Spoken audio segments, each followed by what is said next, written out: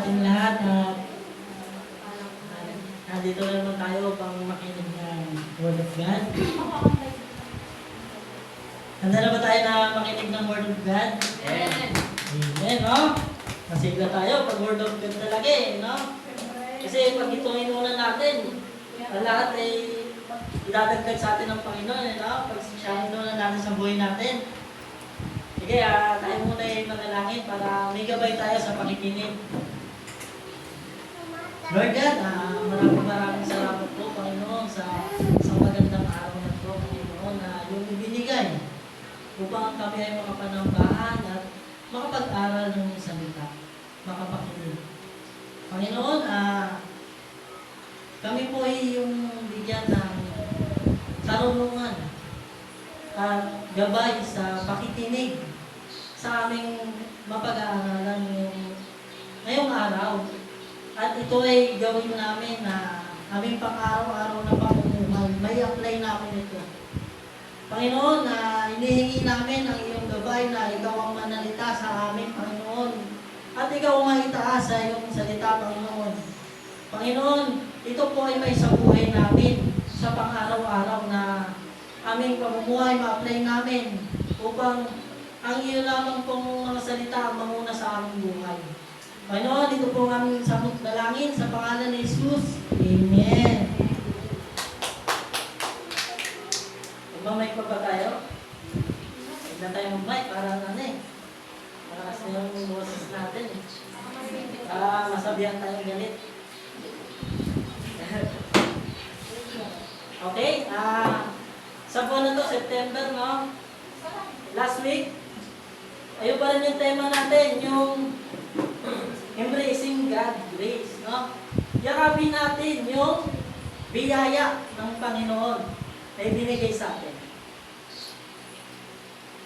Ang topic natin ngayon ay ang nagpapabagong pagtitiwala sa biyaya. Amen, no? Yung biyaya daw, kayang-kaya tayong baguhin. Diba yung nakarang topic natin, yung biyaya daw ay nagtuturo, gumagabay sa atin para hindi na tayo bumalik sa ating dating nakagawian, no?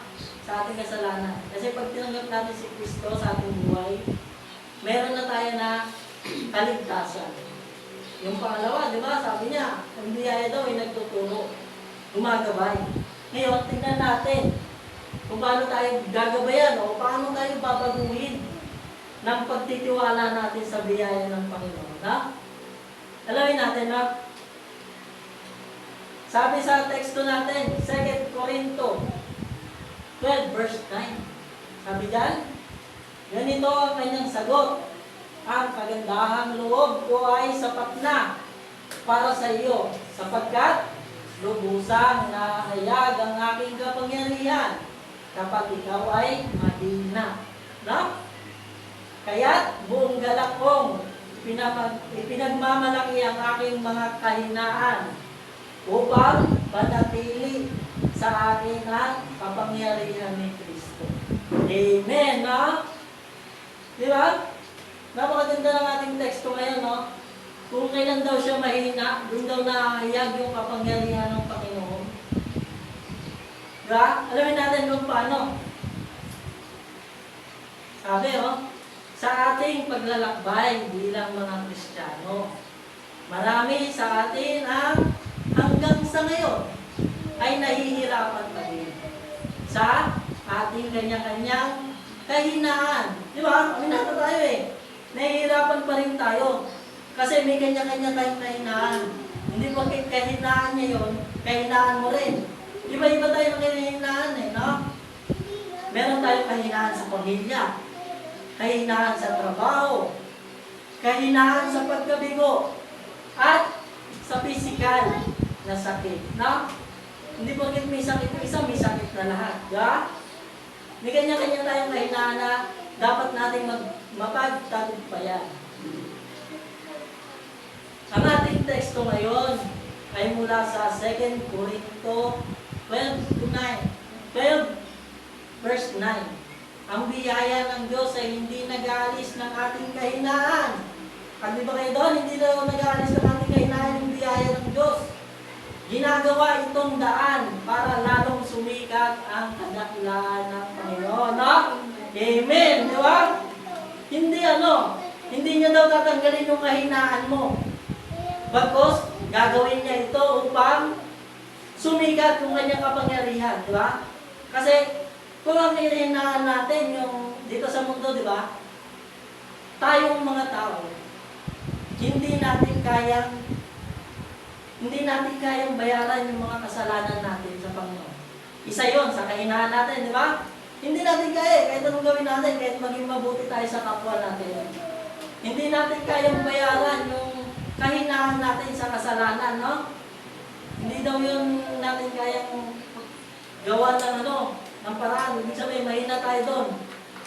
Tignan niyo po, kung aalisin ng Panginoon yung kahinaan natin doon, isusumbat natin na kaya naman natin, kaya naman nating gawa ng paraan yung ating mga pagkakasala, di ba?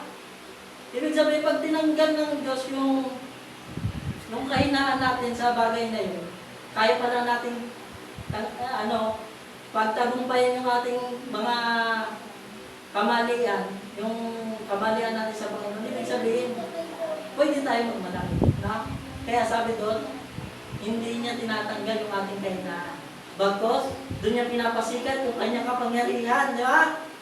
Bibigyan ka niya, di ba? Sa ating mga kasalanan, binigyan tayo ng Panginoon ng tagapagligtas. Kasi hindi natin kaya Hindi natin kayang bayaran yung ating kasalanan.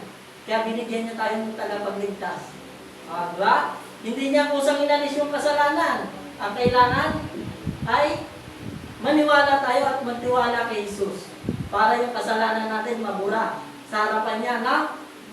Ibig sabihin, hindi niya talaga tinatanggal kasi may free will tayo na balikan. May free will tayo na balikan yung ating mga kasalanan. Kung ikaw naranasan mo na yung biyaya ng Panginoon, pero bumalik ka pa rin, hindi niya tinatanggal yung kasalanan mo kung ikaw ay babalik sa kamalian. Kasi yung biyaya ay nagtuturo. Di ba? Nagtuturo siya sa atin upang hindi na tayo bumalik doon. Kaya, sabi sa ating tanong, paano ginagawang tagumpay ng biyaya ng Diyos ang ating mga kahinaan? Paano daw? Bilang mga Kristiyano, kung naranasan daw natin yung biyaya ng Panginoon, paano daw niya ginagawang tagumpay? Yung biyaya daw, paano daw ginagawang tagumpay yung ating kahinaan? Isipin natin, paano kaya? Paano kaya pag tinanggap ko yung biyaya, gagawin niyang tagumpay yung aking mga kahinaan sa mundo? Kasi tayo, nasa laman pa tayo, talagang nagkakasala tayo. Paano daw gagawin yung biyaya na magtatagumpay tayo dun sa kahinaan natin? Gawin natin. Sabi, ang biyaya ay nagpapakita ng kapangyarihan ng Diyos sa gitna ng ating kahinaan. Amen, no? Nagpapakita daw siya ng kapangyarihan sa gitna ng kahinaan. Diba? Mapagtatagumpayan natin yung kahinaan sa pamamagitan daw ng pagpapakita ng Diyos na kapangyarihan niya. Sa biyaya, no? Sa gitna ng ating kahinaan. Diba? Sabi doon sa 2 Corinto, chapter 12, verse 9, ayun doon sabi niya, papasikatin niya yung kapangyarihan niya sa gitna ng ating kahinaan. Amen, diba? Naniniwala ba tayo doon, mga kapatid? Amen, no? Sabi, ang biyaya ay hindi hadlang patawad, kundi ang biyaya ay hindi lang patawad, kundi kapangyarihan ng Diyos sa ating mga pagkukulang. Sa kahinaan ni Pablo, sumikat ang kapangyarihan ng Diyos. No? Yung kahinaan daw ni Pablo na physical, yung kahinaan ni Pablo na emotional, yung kahinaan niya na spiritual, doon daw pinasikat ng Panginoon yung kanyang kapangyarihan. Sapagkat tinanggap ni Pablo yung biyaya. No? Si Pablo kasi, siya yung siya yung namuno para para patayin ang mga Kristiyano dati. Si Pablo yung namuno. Dati ang pangalan niya ay Saul. Saul ang pangalan niya. Siya yung namuno para pulihin at dakipin, patayin ang mga Kristiyanong naniniwala sa Diyos. Ngunit siya daw yung binago ng Panginoon. Siya nga, na ang Diyos niya ay nagpakita sa kanya. Nagpakita sa kanya yung Diyos. Pinakita niya yung Diyos. Siya ay nabulag. Nabulag siya. Nang nakita niya ang ating Panginoon, si Jesus, no? Pero hindi doon nagtatapos nung nabulag siya. Pinagaling siya ni Zacarias, no? Pinagaling siya mula sa kanyang pagkabulag at yun yung naging testimony niya, no? Bilang naging apostol siya ng Panginoon, si Pablo. Takot na takot sa kanyang mga mananampalataya. Kasi pumapatay nga siya ng mga Kristiyano eh. Tapos magtuturo siya ng kalooban ni Jesus. Di ba? Natatakot ka talagang lumapit eh. Pero, yung kahinaan niya na yon, kahinaan niya na hinusgahan siya ng kapwa niya sa kanyang mga sinasabi, ginamit niya yun upang maging kalakasan. Ginamit niya yun para maging testimony sa kanila. Na binago siya ng Panginoon, no? Na ikaw dati, makasalanan ka, pumapatay ka ng mga Kristiyano, ngayon nagliligtas ka na. Amen, ha? Napakaganda ng buhay ni Pablo. Napakaganda ng buhay niya na binago ng Panginoon. Isang magandang testimony. Doon, pinasikat ng Panginoon yung kanyang kapangyarihan. Kung paano yung binago ng Panginoon yung kanyang buhay. Mula sa pumapatay, naging sa tagapagligtas na siya, no? Ibinabahagi niya yung kaligtasan. Di ba? Napakaganda ng buhay niya. Sabi sa 2 Corinto, verse 12, chapter 12 to 10, verse 10, no? Kaya nga, masaya ako sa aking mga kahinaan sapagkat kapag ako'y mahina, saka ako malakas. Sino nagsabi dyan, mga kapatid, na? Nabi yan ni Pablo. Pagka daw siya mahina, doon siya malakas. Kasi yung biyaya, pinapalakas siya eh. Hindi siya hinahayaan na malugmok. Ginagamit niyang testimony yung kahinaan niya para palakasin siya ng Panginoon. Basikatin sa kanya yung kapangyarihan ng Panginoon. Amen, no? Naunawaan natin yung ganung mga bagay, yung kahinaan daw natin. Doon tayo natututo. Doon tayo nagkakaroon tayo ng mga pagtuturo sa iba.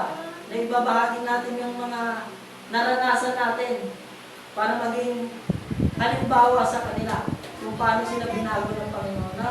Hindi nila tinatanggal yung aming kahinaan. Bagkos ginagawa yung testimony sa buhay natin para sumikat yung kapangyarihan ng Panginoon sa buhay natin sa pamamagitan ng biyaya na pagbabago sa ating buhay. Sabi sa illustration natin, no? Isang basag na timba o balde na hindi kayang mag-imbak ng tubig.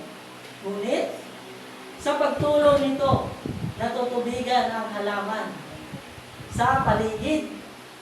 Ang kahinaan ay nagdudulot ng biyaya para sa iyo. No? Yung ating daw na kahinaan, nagdudulot rin daw yun ng kalakasan sa iba. No? Napakaganda. Yung biyaya, yung kahinaan ni Pablo, nagdudulot ng kalakasan sa iba. Kagaya ng mga testimony natin sa buhay natin, no? Yung mga kahinaan natin, pag tinestimony natin sa mga kakilala natin, na binago tayo ng Panginoon, binigyan tayo ng biyaya, nagiging kalakasan daw yan sa iba. Kagaya ng balde na hindi niya kaya mag-imbak ng tubig, tulo lang siya ng tulo, yung mga nakapalibot sa kanya, sumasagana na. Di ba? Nadidiligan yung iba eh. Doon sa kahinaan ng timba, nabasag siya, nadidiligan yung iba. Nagkakaroon ng pag-asa. Kasi naririnig nila yung mga testimony natin, mga nakaranas ng kahinaan at pinalakas ng Panginoon. Diba? Naunawa natin na mga kapatid na napakasarap magkaroon ng kahinaan at i-testimony natin sa iba kung ano yung natutunan natin kung paano tayo binigyan ng biyaya. Napakasarap. Yan, no? Yan yung yung timba, no? Biyak siya. Pero yung mga nakapaligid sa kanya, malagong malago, no? Kasi pinangugutan nila ng pag-asa yung testimony, no? Yung testimony ng iba. Ganun yung pinapakita ng illustration natin. Naging malago yung ibang nakapaligid sa'yo sa gitna ng iyong kahinaan. Kaya hindi tinatagal ang Panginoon yung kahinaan natin. Pinapalakas tayo doon na. Sabi sa application natin, kilalanin ang mga bahagi ng buhay na pakiramdam mo'y hindi kasapat. No? Kilalanin daw natin yung nagiging bahagi ng buhay natin na pakiramdam natin hindi tayo sapat dahil tayo mahina sa mga bagay na no? Sa pagiging magulang ba? Mahina ba ako sa pagiging magulang? Mapapalaki ko ba ng tama yung aking mga anak? Di ba, may kahinaan tayo sa pagiging magulang. No? Kahit dinidisiplina natin, pinapalo natin, naiiyak pa rin tayo. No? Kasi hindi pa rin sila nasunod. Di ba? Nangyayari yun eh. Maunawa lang nila yun, paglaki nila na hindi dapat, gano'n yung ginagawa nila. Di ba? Sa trabaho, kahinaan natin sa trabaho, hindi naman lahat ng trabaho kaya natin gawin. Di ba? Hindi lahat tayo pinagkalooban ng kagalingan sa ganung trabaho. Di ba? May kanya-kanya tayo kahinaan. Pero may kanya-kanya rin tayong kalakasan na binibigay ng Panginoon. Amen, ha? Oh. Sa pananampalataya. Di ba? Mahina rin tayo sa pananampalataya. Di ba? Minsan, pag pumasok na yung pagsubok, pag tayo lang hihina sa pananampalataya, saan tayo kumakapit? Ha? Sa Panginoon lang. Kasi hindi naman tayo lahat pare-pareho ng pananampalataya. Na ikaw, talagang pinaraan sa iyo yung biyaya ng Panginoon, talagang tinuturuan ka. Eh paano yung iba na hindi pa nakakaranas? Huwag daw pa rin mag-uusga. No? Kasi may kanya-kanya tayong kahinaan.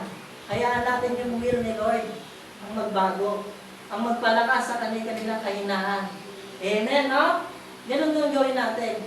Ipanalangin lang natin na maunawaan nila yung kalooban ng presensya ng Panginoon sa kanilang kahinaan. Kasi hindi tayo pare-pareho. Diba? Gawin natin kalakasan yung mga testimony ng iba upang tayo magbago, no? Amen, no? Sabi nga, manalangin. Dahil sa panalangin daw, Panginoon, punuin mo ng iyong lakas ang aking kahinaan. Ganun daw, ang panalangin daw natin. Pag tayo nangihina, may kahinaan tayo na hindi natin kaya nagpasan. Alam natin na kahit mahina tayo sa limang bagay. Panalangin daw natin, punuin ng Panginoon ng kalakasan yung bawat kahinaan natin nararanasan. Amen, di ba? Dapat ganun tayo, katik positive. Huwag natin hayaan na kainin tayo ng kahinaan natin. Na? Gawin natin itong kalakasan. Hingin natin sa Panginoon yung presensya niya sa biyaya na nagbibigay ng kalakasan sa ating mga kahinaan. Ginawa natin ha, mga kapatid. Sabi, paano ginagawang tagumpay ng biyaya ng Diyos sa ating kahinaan? Sabi sa una, ang biyaya ang nagpapakita ng kapangyarihan ng Diyos sa gitna ng ating kahinaan. No? Pinapalakas niya tayo. Dinadaloy niya yung kapangyarihan ng Diyos doon sa mga kahinaan natin. Kaya hindi niya tinatanggal ito. Pinapalakas niya tayo para hanapin yung mga kahinaan natin na ating nararanasan. Amen. No? Sabi sa pangalawa, hanapin natin yung pangalawa. Ano daw sabi sa pangalawa? Ang biyaya ang nagbibigay kahulugan sa ating pagbibiyak. No? Minsan, naghihirap talaga tayo sa ating mga kahinaan. Pero yung biyaya, pag nakita natin kung paano tayo papalakasin, yun daw yung magiging kahulugan ng biyaya sa gitna ng paghihirap natin sa ating kahinaan. No? Yan nga yung sinasabi ko. Magiging patutuwa na ito. Kagaya na yung Pablo, di ba? Yung kahinaan niya, naging patutuwa sa iba. Na binago siya ng Panginoon. Diba? Yun yung kahulugan ng kanyang paghihirap. Diba? Nabulag siya. Kasi hindi niya alam talaga kung ano yung kanyang ginagawa sa pag-uusig niya sa mga Kristiyano dati, pinapatay niya. No? Hindi niya alam kung ano yung ginagawa niya. Pero yung nakita niya nalaman niya na yung biyaya ng Panginoon. Ginamit niya ito upang maging kalakasan patotoo sa iba, no? Paano siya binago. Mula sa pumapatay, nagliligtas na siya sa pamamagitan ng pagbabahagi ng kapangyarihan ng Panginoon. Diba? Sa buhay ni Jesus, no? Sabi sa ating no? Kaliwanag, ang pagdurusa ay hindi tanda ng pagpapabayaan ng Diyos, kundi paraan upang mas lalo tayong maging umaasa sa Kanya. Na, ang tinik ni Pablo ang nagtuturo sa kanyang maging mapagkumbaba. Ha? Napakaganda, no? Yung tinik daw, kasi may kanya-kanya tayong tinik sa ating buhay. No? Yung tinik na sinasabi, yung kahinaan. Di ba? Kung siya, ano niya na siya yung, siya yung pumapatay sa mga Kristiyano. Di ba? Kung siya yung pumapatay sa mga Kristiyano, papakinggan ba siya ng ng mga sinasabihan niya ng mabuting balita ng Panginoon? Di ba? Habang siya ay inuusgahan ng ibang Kristiyano dahil marami siyang pinatay. Di ba? Ito yung ginawa niya. Nagpakumbaba siya. Tinanggap niya yung kamalian niya dati. Lang talaga ay pumapatay ng mga Kristiyano na naniniwala kay Jesus. Pero, sa pagpapakumbaba niya na yun, itinaas niya naman yung biyaya ng Panginoon. Siya ay binago ng biyaya ng Panginoon. Na, hindi na siya pumapatay. Nagliligtas na siya sa pamamagitan ng pagbabahagi ng biyaya na nanggagaling kay Jesus. Na, napakaganda ng kwento ni Pablo. Isang testimony na talagang binago. Binago siya. Na, babaguhin tayo. Sabi sa Roma, chapter 5, verse 3 to 4, nagagala kami sa paghihirap sapagkat ang pagtitiis ay nagbubunga ng pagkilala sa Diyos. At ang pagkilala sa Kanya ay nagbubunga ng pag-asa. No? Nagagalak daw sila, no? Sa Roma, nagagalak sila. Na yung paghihirap daw, nagbubunga daw ng pag-asa. Na? Yung kanilang pagtitiis, yung paghihirap, nagbubunga daw ng pagkilala sa Diyos. Nagbibigay ng pag-asa sa atin, na? Sa ating mga pinagdadaanan. Napakaganda ng ating mga ng ating mga verse na naisisiwalat bilang sandigan ng ating paniniwala, pananampalataya sa Panginoon. Sabi sa illustration natin, ang proseso ng paggawa ng suka mula sa tubo ng nyog, ang pagpapakulo at pagpe-pressure ang nagdudulot ng lasa at halaga. No? Sa buhay natin Kristiyano, no? Yung daw? Yung pagpe-pressure daw, yung dinadanas na mga problema, yung mga natututunan mo daw doon, sa panghusga, sa lahat ng dinadanas mong problema, yung kanyang pagtuturo, gagawin niya daw na mas matatag, mas may pag-asa sa Diyos, no? Kagaya daw ng proseso ng paggawa ng suka sa tubo, pinipressure daw, pinapakuluan talaga ng para lumabas lang yung tunay na halaga, no? Tunay na lasa ng suka sa tubo, no? Dumadaan daw talaga sa proseso ng matinding pagpe-pressure, no? Kagaya ng buhay natin, no? Nape-pressure tayo kasi maraming umuhusga sa ating pananampalataya, maraming dumidikta sa atin. Pero, sa kabila nun, pag napagtagumpayan daw natin lahat yun, ito daw ay nagdudulot ng totoong pagkilala sa Panginoon. Sa kanyang biyaya, mararanasan natin yung kanyang biyaya. Sabi niya, yung tubo daw, no? Habang pinipressure, habang talagang pinapakuluan, no? Inaano talaga ng proseso niya, lumalabas yung lasa. No? Huwag natin hayang i-skip yung gano'n, yung proseso ng Panginoon, kung paano tayo lalakas sa ating mga kahinaan. Huwag natin i-skip kasi doon tayo pinapasikat ng Panginoon yung kapangyarihan niya sa ating kahinaan. May proseso siyang sinasabi na dapat natin pagdaanan para tayo lumago sa ating pananampalataya. Huwag natin i-skip yun, ha? Ayan, no? Yung illustration natin, no? May mga proseso na ginagawa. Ganyan rin daw sa atin sa pananampalataya, may proseso. Sa ating kahinaan, para lumakas tayo dun sa kahinaan, may proseso daw yun. Hindi daw natin kagad makukuha yun kung hindi natin pagdadaanan yung pagtuturo ng Panginoon sa ating buhay. No? Ang sa application natin, sa gitna ng pagsubok, tanungin, anong itinuturo ng Diyos sa atin? Paano ko mapapakita ang pagtitiwala sa kanyang plano? No? Ayun daw, paano daw natin may apply? Tanungin daw natin sa ating sarili, sa nararanasan nating pagsubok. Paano daw nagtuturo yung Diyos sa atin? Paano niya pinapakita yung presensya? Paano daw tayo nagtitiwala sa mga plano niya? O ang sinusunod ba natin ay plano lang natin? Ito, plano ko sa pamilya ko, plano ko sa trabaho, plano ko sa pananampalataya. Minsan hindi natin nakukuha yung plano natin kasi mas maganda yung plano ng Panginoon sa atin. Sa plano ng Panginoon tayo magtiwala para hindi natin mahusgahan yung ating mga kasama. Amen, Plano lagi ng Panginoon yung nasunod. Kung plano niya na nagdasal ka na, Lord, magsana mo muna ngayon para makapunta ako sa pupuntahan ko. Yan yung ginawa ko ng kapon, May plano na, sabi ko, ulam, hindi ng ulam. Huwag sana umulan. Para makapunta ako doon sa pupuntahan ko. Ang nangyari, umulan. Pero konti na. Hindi niya talaga hinayaan basa yun ako. Pero yun yung plano niya, Inano niya yung, sabi niya, ito yung plano ko, basahin kita ng konti. Pero hindi mo ulan. Basang-basa. Nagtitiwala tayo sa plano ng Panginoon kung doon sa plano natin. Amen,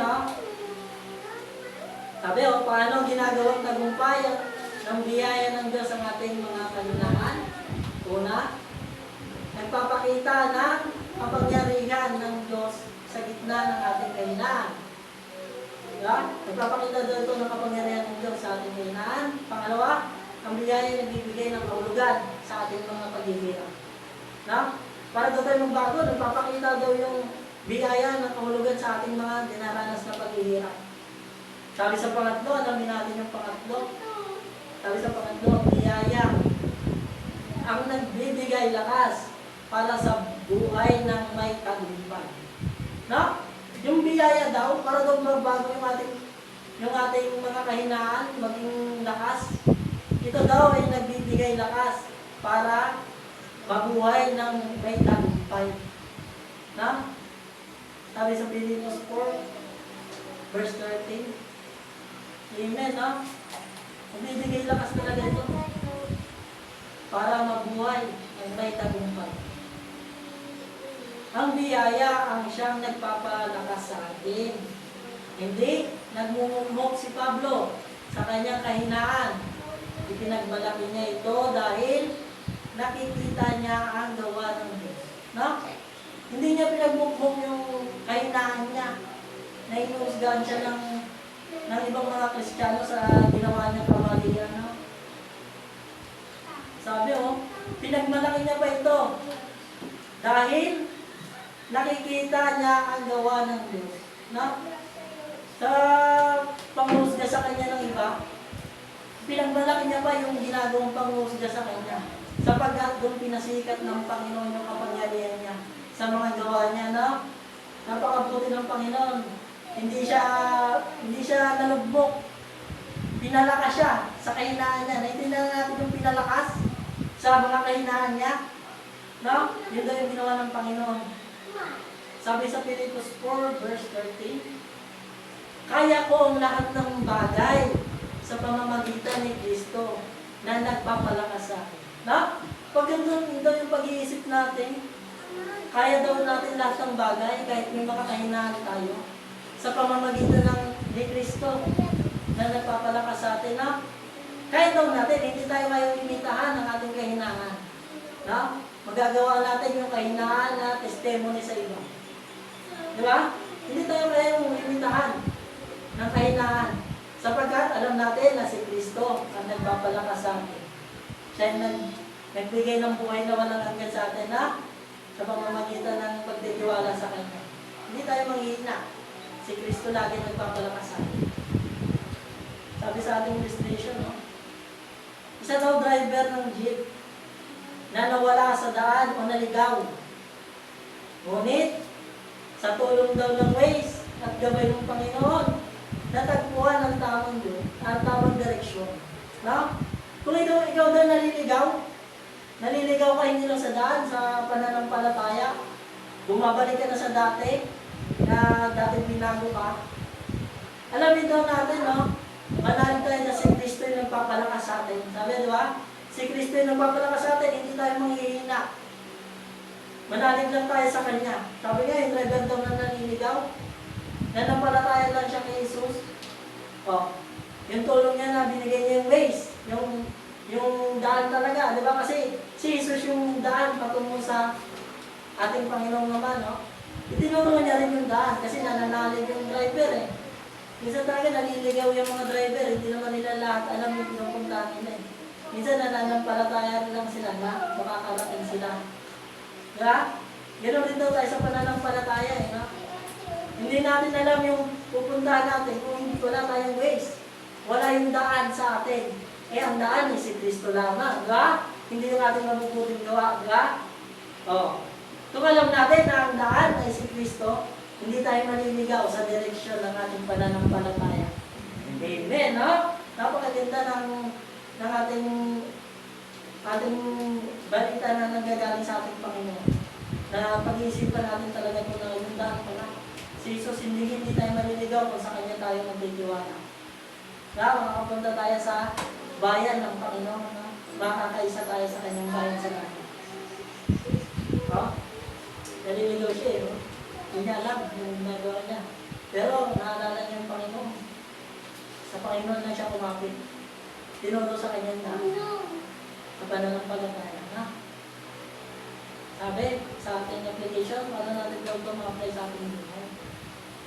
Palitan ng hindi ko kaya ng kaya ko sa biyaya ni Kristo.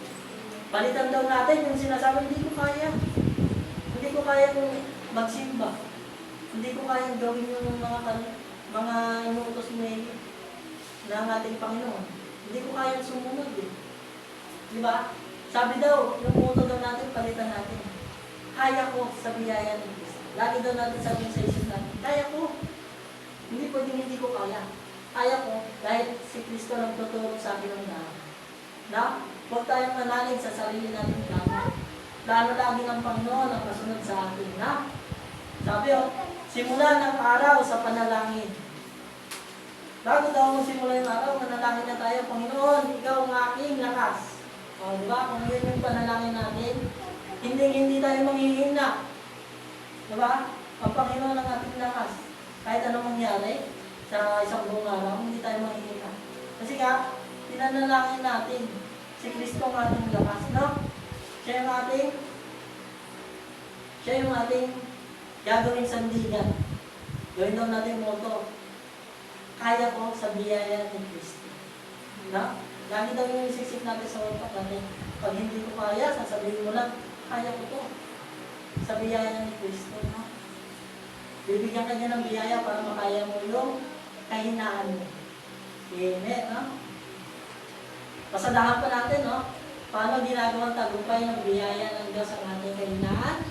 Una, ang biyaya ang nagpapakita ng kapangyarihan ng Diyos sa gitna ng ating kahinaan. Amen. Sabi sa pangalawa, ang biyaya ay nagbibigay kahulugan sa ating paghihirap. Amen. Sabi sa pangatlo, ang biyaya ang nagbibigay lakas para mabuhay ng may tagumpay. Yeah? Kasi kaya natin dahil kay Kristo. Wala tayong hindi kaya. Amen. Sabi sa ating conclusion, ang biyaya ng Diyos ang nagpapalit ng kahinaan tungo sa kapangyarihan. Na? Hindi daw tayo mahina. Kasi pinapalitan niya ito ng kanyang kapangyarihan. Kanyang biyaya. Sabi, pagdurusa tungo sa pag-asa. Yung pagdurusa mo, papalitan niya ng pag-asa. Hindi ka malulugmok. At pagkatalo tungo sa tagumpay. Diba? Kung talo mo ngayon, huwag kang susuko, may pag-asa. Papalitan niya ito ng tagumpay. Amen, ha?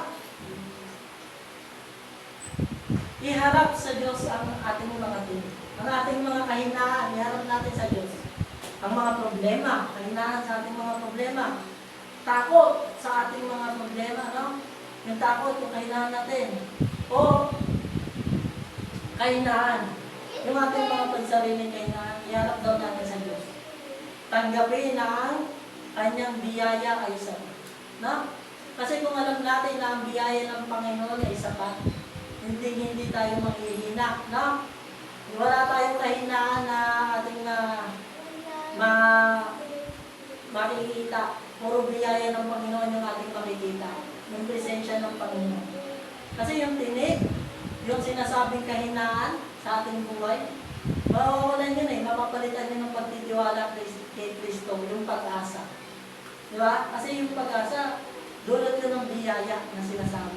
Kaya yung biyaya, yung magbabago sa atin. Kaya niyang baguhin yung sinasabing kahinaan mo. Di ba? Doon papasikatin ng Panginoon yung kapangyarihan niya na sa iyong kahinaan. Okay, o? Ang bawat tinig natin, stress, pagkabigo, o mga limitasyon, ay oportunidad upang mas lalong humugot ng lakas sa ating sa biyaya ng Diyos. Amen, di ba? Oportunidad daw to yung ating mga kahinaan. No? Yung mga ating mga tinig, yung ating kahinaan sa stress, pagkabigo, o limitasyon na hindi natin kayang gawin. Oportunidad ito kung mas lalo tayong humugot ng lakas sa biyaya ng Diyos. No? Sabi ang tunay na pagbabago ay nagsisimula kapag itinuring natin na ang biyaya ay ang ating mga kahinaan. At doon natin makikita ang himala ng Diyos. No? Yung pagbabago daw, magbabago daw tayo kapag itinuring natin yung kahinaan na biyaya. Na ang mga pagtuturo, pagsubok ay biyaya upang tayo mas matuto. Na? At magpapakita daw ito ng himala. Kasi kung tinitignan natin na biyaya yung mga kahinaan natin, yung mga pagsubok, yung stress na naranasan natin, bibigyan daw tayo ng himala ng Diyos. Amen, no? Bibigyan tayo ng himala. Sabi nga ni Pablo, kapag ako'y mahina, saka ako malakas. Di ba? Kapag siya'y may mga pagsubok, saka daw siya nagkakaroon ng kalakasan. Kasi pinapakita ng Diyos yung kanyang himala. Amen, ha? Sabi sa atin, sa hamon, nihapon sa atin eh. Sabi sa hamon sa atin, anong iyong tinig? Alamin natin yung ating kahinaan. Paano mo ito maaaring gawin saksi ng biyaya ng Diyos? No? Alamin natin yung sarili natin kahinaan. Huwag yung kahinaan ng iba yung gusto mong alamin, no?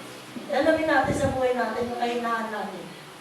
At paano daw ito magiging saksi ng biyaya ng Diyos? Kung paano tayo babaguhin ng biyaya ng Diyos? Na? Alamin natin, saan tayo mahina?